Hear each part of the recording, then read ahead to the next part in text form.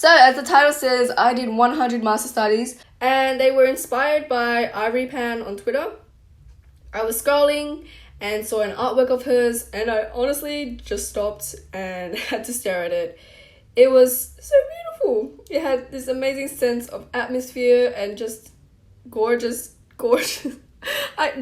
My words aren't even working right now. That's how amazing it looked. The background had like an oil painting feel to it, and there was this sense of fantasy.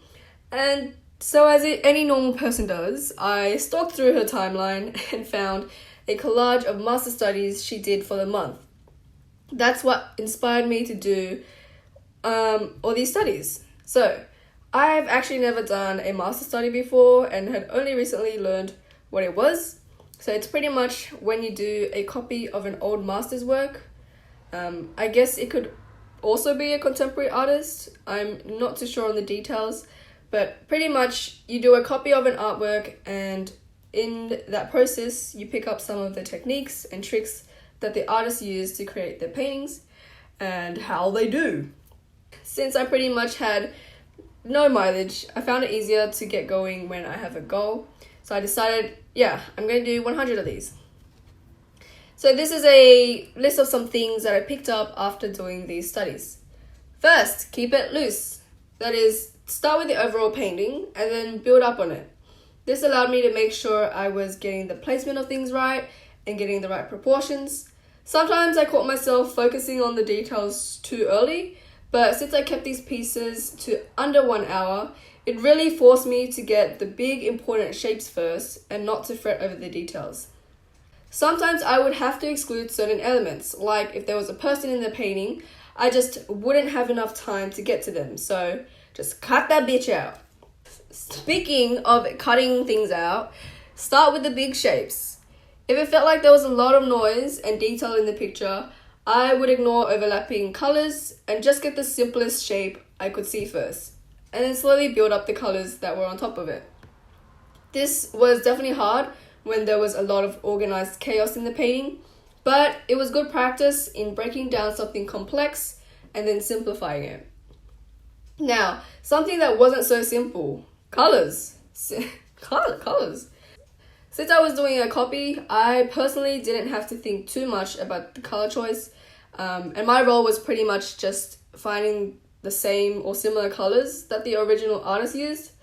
But the original painters, wow, just the use of color is wow. Personally, I really like pieces that use a lot of vibrant colors, such as Airi Pan and Svob. Despite how colorful they weren't too distracting or muddy, and were able to remain cohesive and readable and just good eye candy pretty much. Okay, edges. The studies exposed me to a range of soft and hard edges. It helped me see where the masters would specifically use hard edges and areas they purposely kept lost but were still readable. So I noticed hard edges or outlines were often used to separate two objects from one another. For example, separating the edges of a boat from the water. And I know it might seem obvious, but when you're painting many things that overlap one another, it's really quick to forget that and things can become ambiguous. So I used the lasso tool to make clear defined edges. It was really helpful for mountains, and I can't believe I didn't use it sooner. There were some pieces that had some architecture, and wow, I must say I really hate drawing architecture. It's probably because I have like zero mileage in it, but it was just a real struggle. And whenever I got a piece that had architecture, I was just like, not this shit again. But honestly, I only did like 3 pieces with architecture, but I'll work on that someday. Just another thing to add onto the list. Okay, next. So this thing comes under keep it loose, but pretty much try to convey as much as possible with as little as possible. So you don't need to draw every single flower and petal. If you put a cluster of color instead, we can understand from the context that they're flowers. So I got good practice of this in Brian Blood's landscapes, which are really simple yet convey a complete sense of environment. And Lastly, doing these studies was really good in helping me going through the process of taking a piece from start to finish, because I didn't have time to excruciate over the details and worry if I got that one petal just right.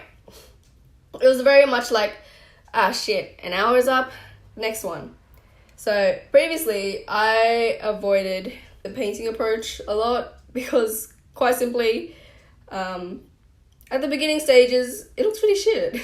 Like, you have this mess of color from which you're not sure whether the end result will turn out how you want.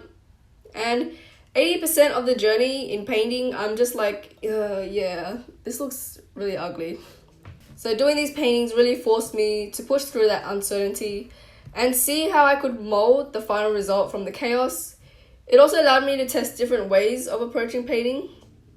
I would probably be more resistant to experimenting on a personal piece because I'm unsure about the final result, because fear of wasting time, fear that this effort will be for nothing. But yeah, those were some things I took away from doing 100 master studies. So give it a go if you want. It was very insightful, but more importantly, you can have an aesthetic collage when you're done.